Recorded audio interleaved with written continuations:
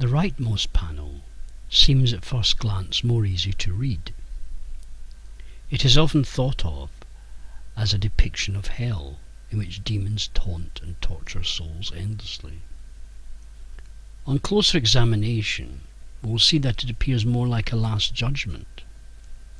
Before creating this scene, Bosch had already developed, through a number of other paintings, his own symbolic language depicting hell and the Last Judgment. However, this panel contains some astounding and original imagery. As with the previous panels, Bosch clearly divides the right panel into three regions.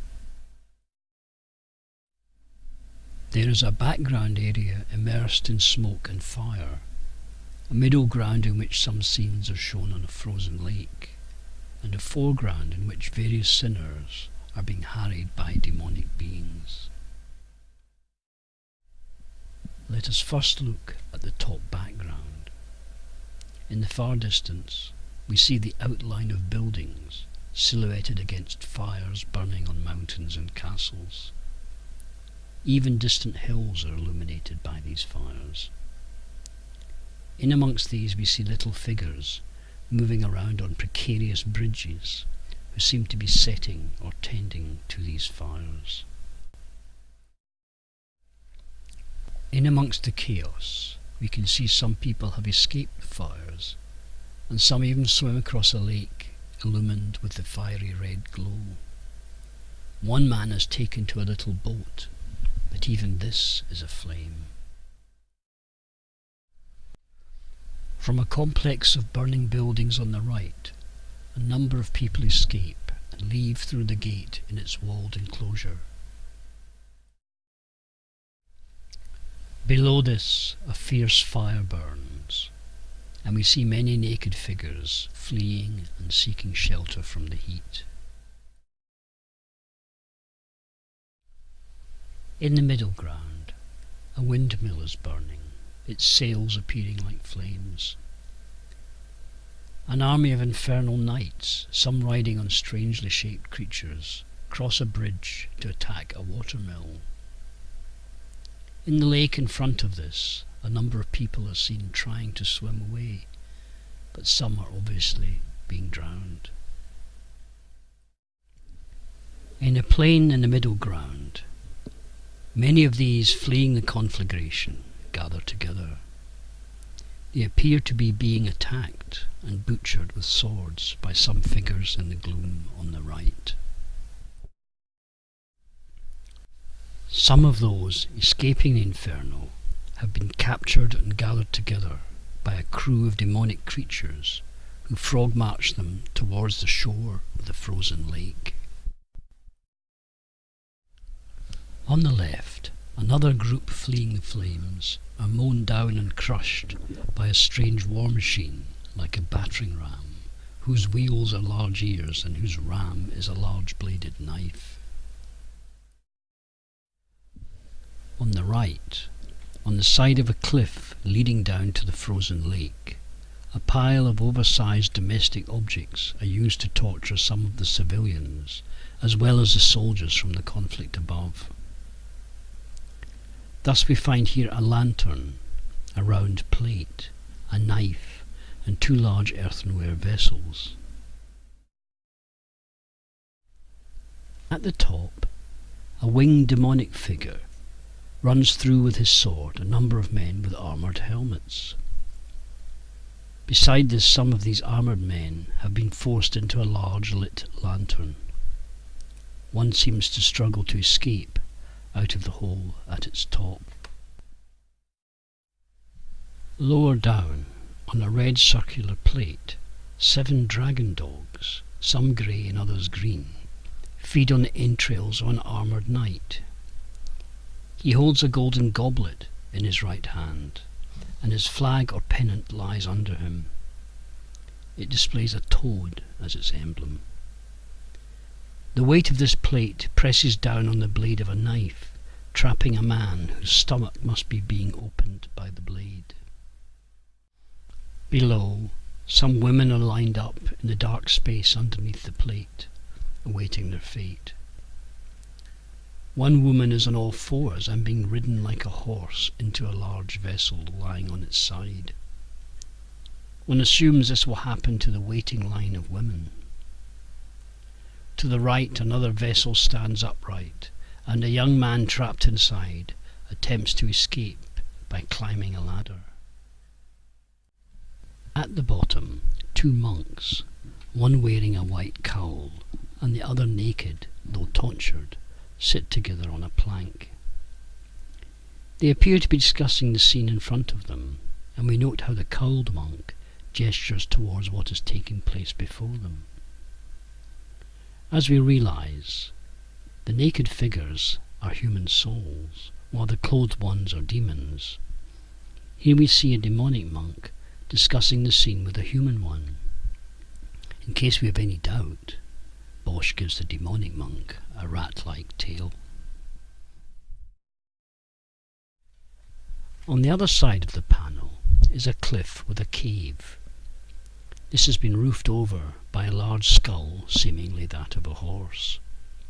This space appears to have been transformed into a demonic church presided over by blue-robed demon monks.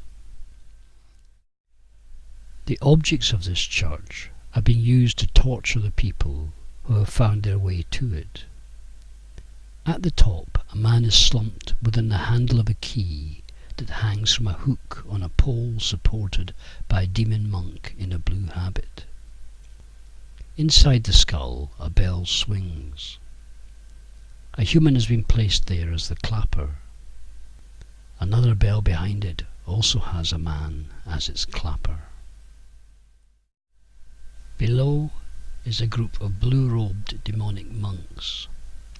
One has the head of a spoonbill. He points to his companion, who uses a human as a seat and reads a book.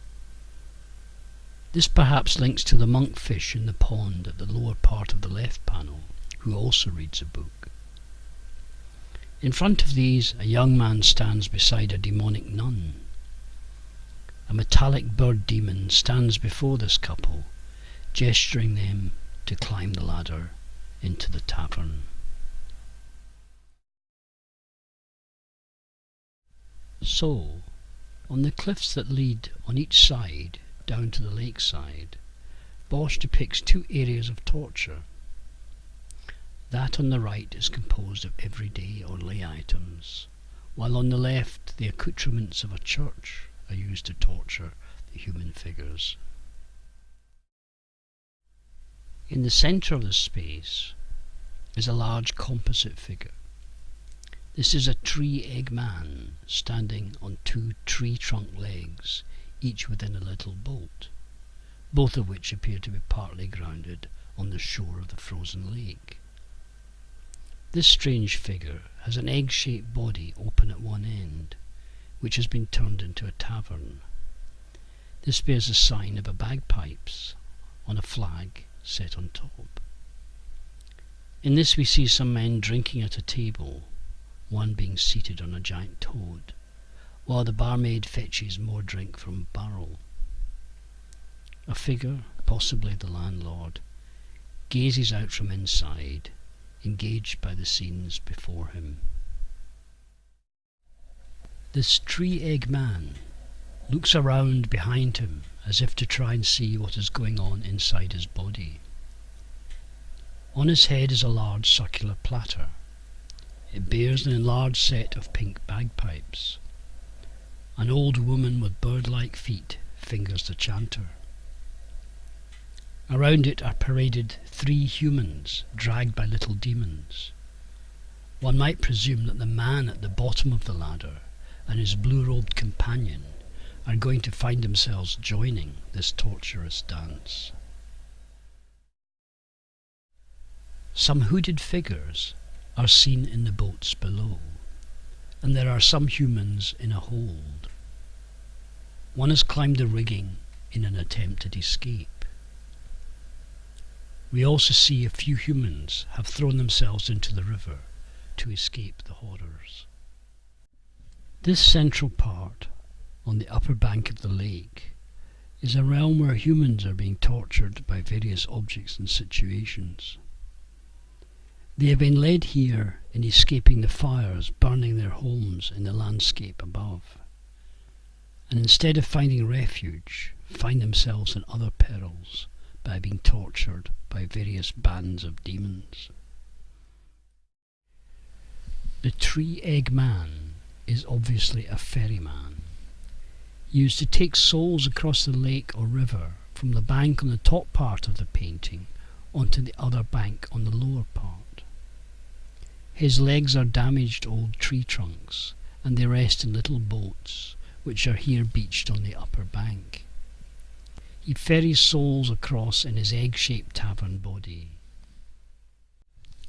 Other souls and a few demons skate on the ice, some using skates large enough for the Tree-Egg Man. One has fallen through the thin ice.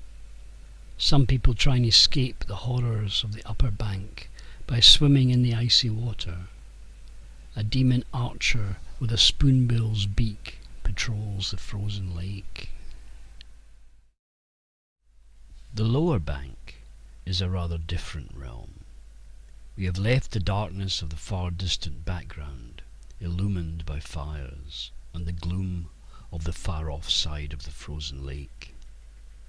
We now find ourselves in a world infused with light and the activity of a mass of people. This region has 4 main scenes set on the brownish sandy lower bank of the frozen river or lake. In the area on the top left, a crowd of souls, having crossed the lake, press towards some large musical instruments.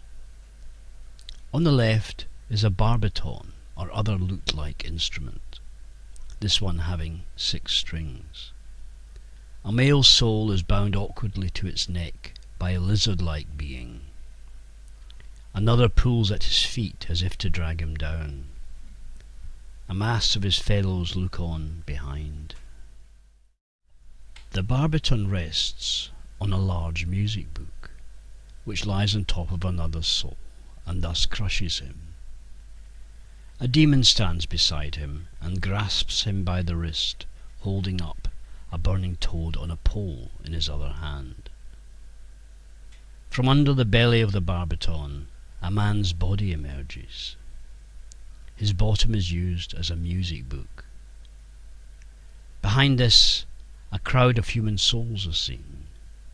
They are encouraged to sing by a number of blue-beaked demons amongst them, and a coral-pink demon choirmaster sits in front of them leading the song.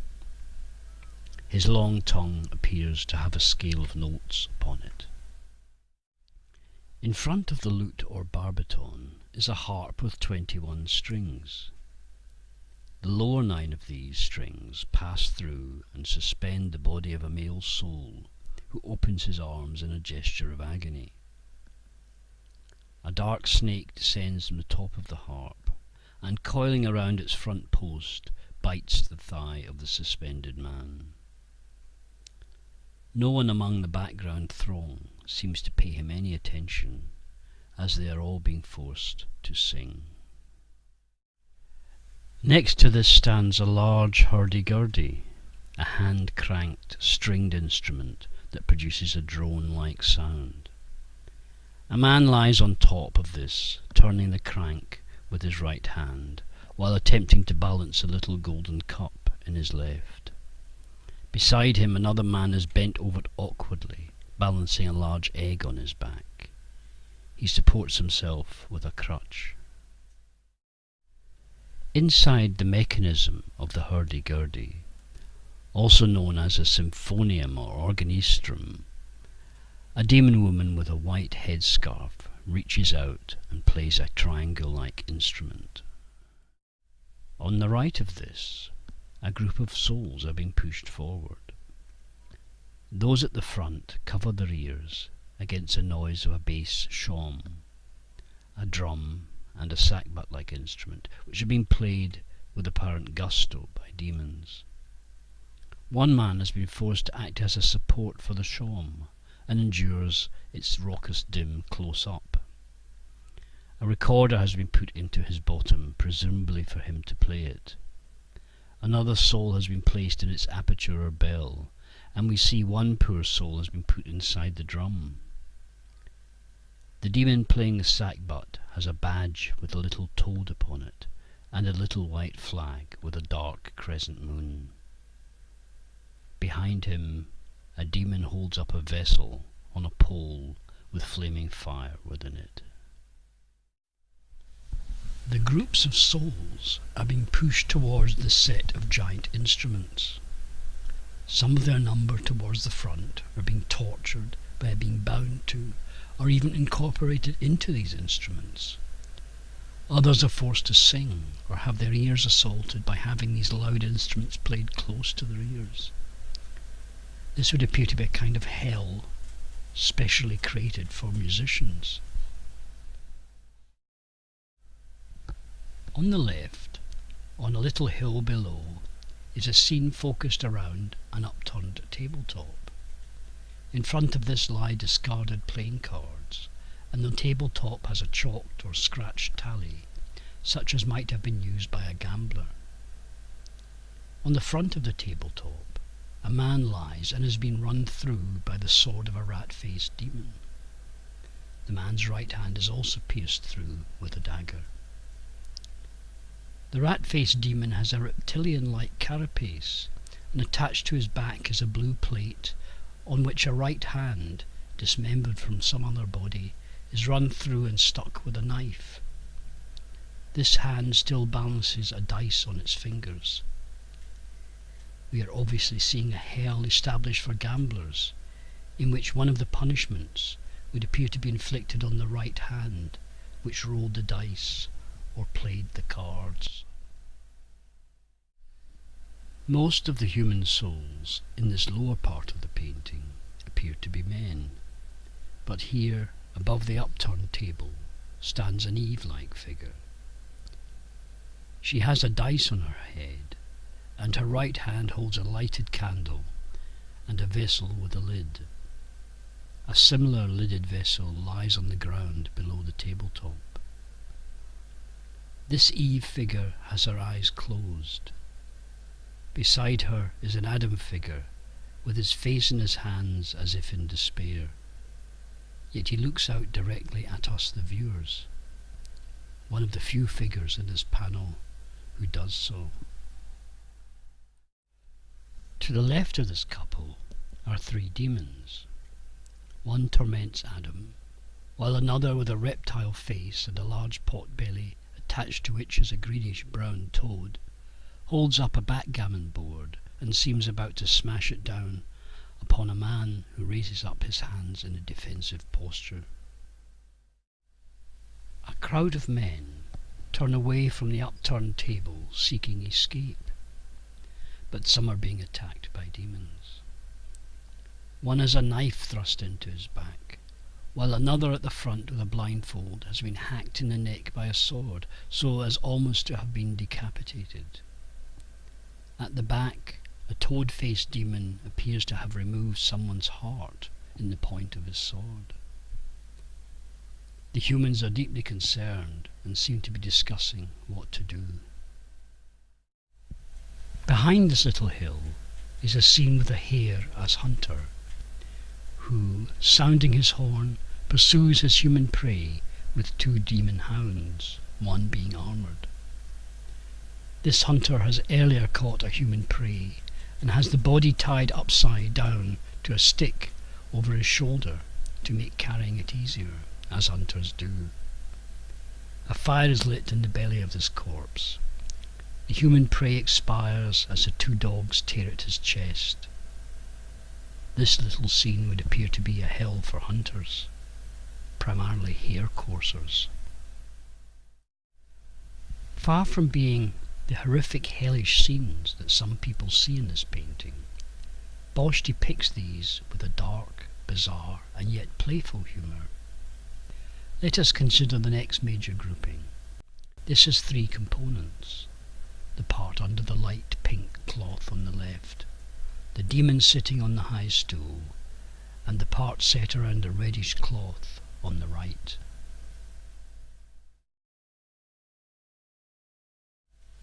On the left, we have a scene with the Eve figure we have noticed before, sitting in the posture of Adam in the left panel. She sits in front of a mirror, which is part of the bottom of a green demon with tree-like branches for feet. Her face is reflected in the mirror alongside a demonic companion with a wolf or dog-like face, who embraces her with spiky hands. A toad sits between her breasts. This would appear to be a hell set for the vain. She closes her eyes as if to avoid all the horrors around her. In the middle of this grouping, we see a blue-bodied demon with a bird-like head, seated on a high night stool set over a cesspit. This bird-headed figure has a cauldron on its head.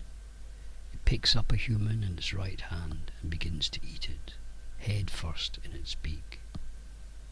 From the bottom of this doomed human, a flock of black birds emerge, and a little flame is seen burning inside.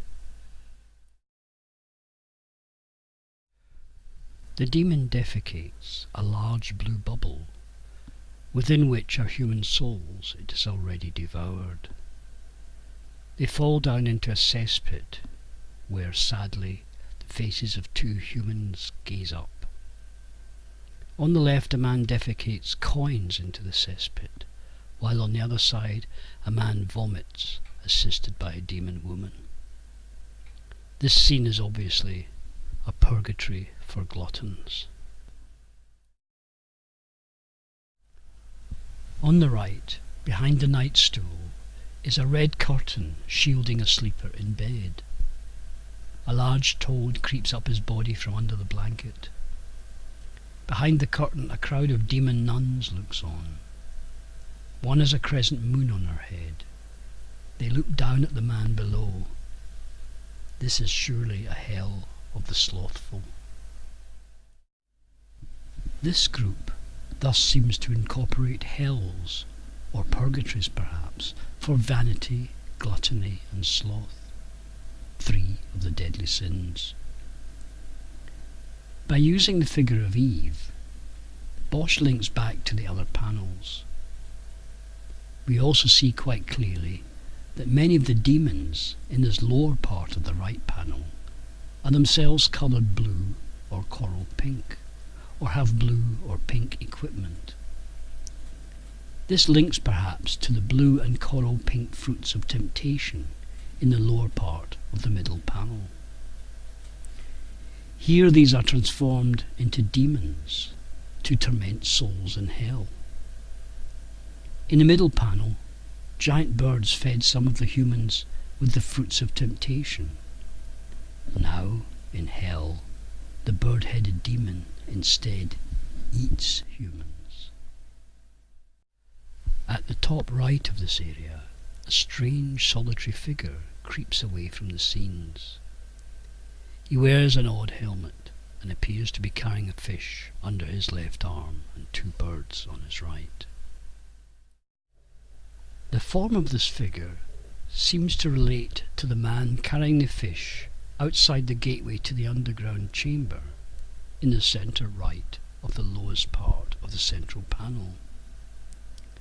There we saw that this figure may be indicating someone carrying the Christ as the fish symbol, and thus immune to the temptation by the fruits. Here the same figure is a bearer of the symbol of Christ, and thus can walk away unharmed from hell. In the lower right corner is a group of 4 figures. A man awkwardly twists his body, trying to avoid the attention of a pig wearing a nun's habit. This pig nun nuzzles up to him, appearing to be trying to induce him to sign a legal document which lies open, ready for signature, in his lap. Behind her a notary stands ready to witness the signing, while in front a demonic bird-human creature in armour proffers the inkpot towards the pen. The man looks directly at us. The notary bears a toad on his shoulder about to enter a little pouch or pocket. This appears to be a hell of the moneylenders, as the man, caught between a demon in armour and the pig nun, is struggling to avoid signing the document. Thus, in this lower part of the panel, we find a hellish world with various types of purgatories. At the top, a hell for musicians, where they're being forced to listen to music, or indeed become tortured by becoming part of the instrument itself. This explains why all the figures depicted are male, as in Bosch's time it was only men who could become musicians. Below this is a hell for gamblers. Most of the figures are male, as gambling was primarily a male activity. It was of course associated with drinking, here indicated by the overturned beer tankard. The Eve figure, standing beside her partner, who holds his head in his hands, seems here to have been drawn into this world, as she holds a tankard and has the large dice on her head. This dice is that of a cheat, as it is wrongly marked, for the opposing sides should add up to 7. Hair coursing was a common sport of the time, and as it was a venue for betting, this scene is placed by Bosch close to the hell for gamblers.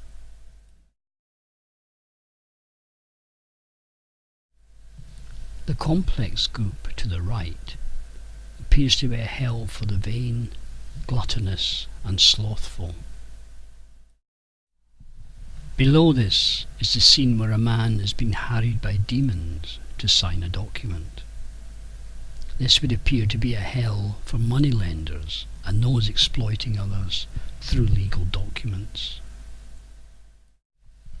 This lower part of the panel thus becomes comprehensible when we realise that the different scenarios presented are hells or purgatories for human souls, the naked figures, in which various punishments are being inflicted by demons, the clothed figures, often hybridized animals.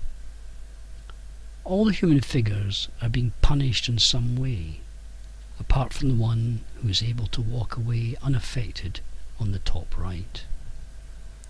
Unlike the other panels, there are few birds to be seen here. A few are seen flying out of a human body. 2 are on the arm of the figure walking away from the hellish realm. Others are hybridized demonic forms, beings with spoonbill beaks and so on. The main depiction is the bird-headed demon devouring human souls. Contrasting with the lack of birds in the air, this lower part of the panel has many toads, a more earthy and corrupt creature. These appear as badges on demons. One is placed on the breast of the Eve figure, one crawls up the body of a sleeping figure, another is being burnt on a stick.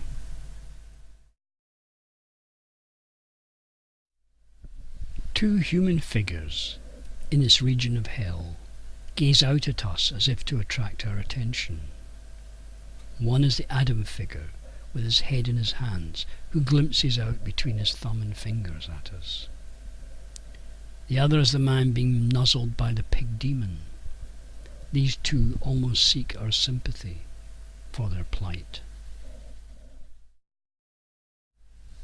This whole panel appears to be a last judgment, with the earthen ruins being destroyed by fire in the last days, and the naked human souls being driven down to the frozen river, where they will be ferried across to the brightly lit foreground hell. Few people have realised that the tree-egg man is actually a ferryman of souls, and many different interpretations of this figure have been put forward. We see a similar structure in Bosch's Last Judgment triptych in Vienna. Here we have a similar distant background with burning castles and towers and the gathering of souls together. Then we see a lake or river, across which these souls are being ferried on a little boat to the hellish punishments awaiting them in the lower foreground section.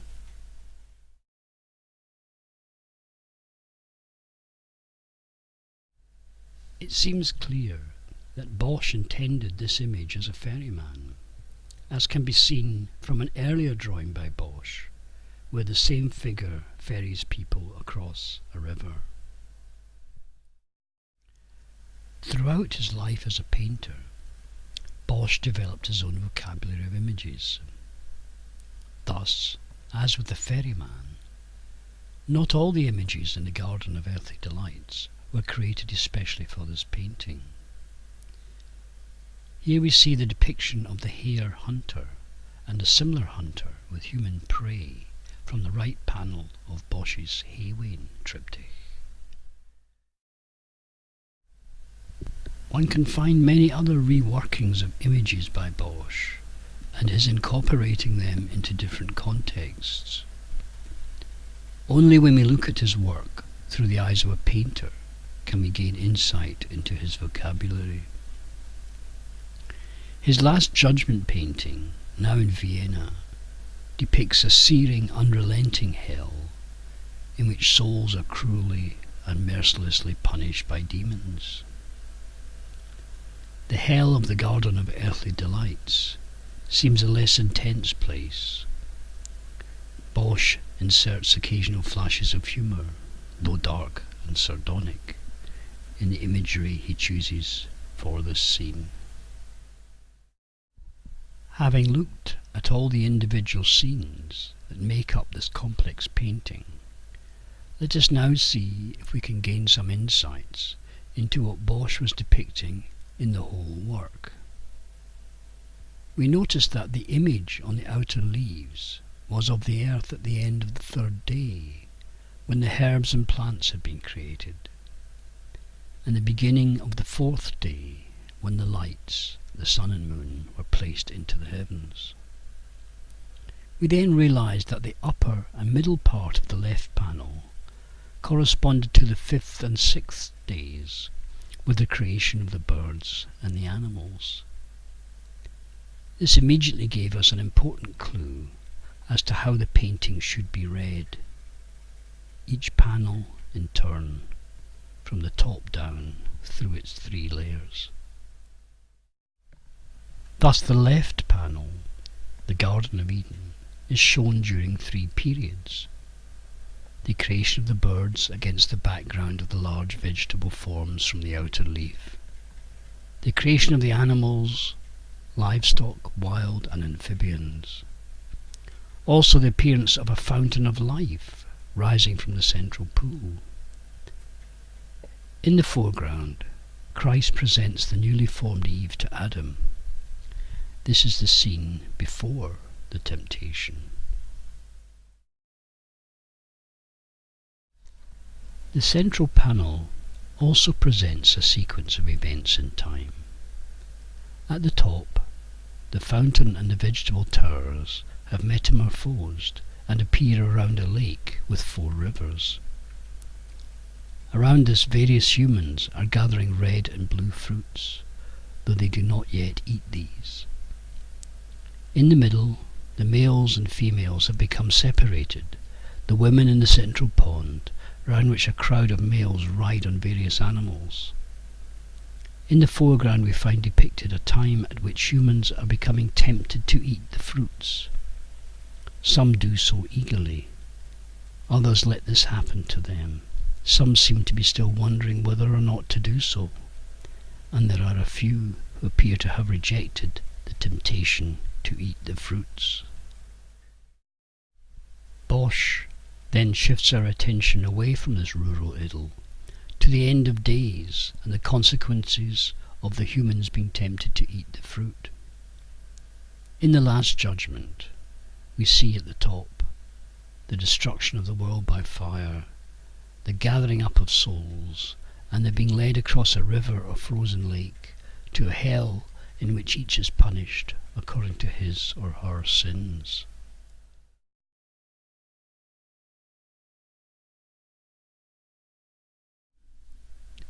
This painting is much misunderstood by the modern mind, which wants to impose present-day concerns onto it. People devise complex and often ridiculous interpretations, and instead of merely looking at the painting, they filter their perception of it through a mesh of contrived theories and invented history. I hope I have shown that all one needs to read this painting is to be found within the structure of the painting itself, to look at it from the perspective of a painter.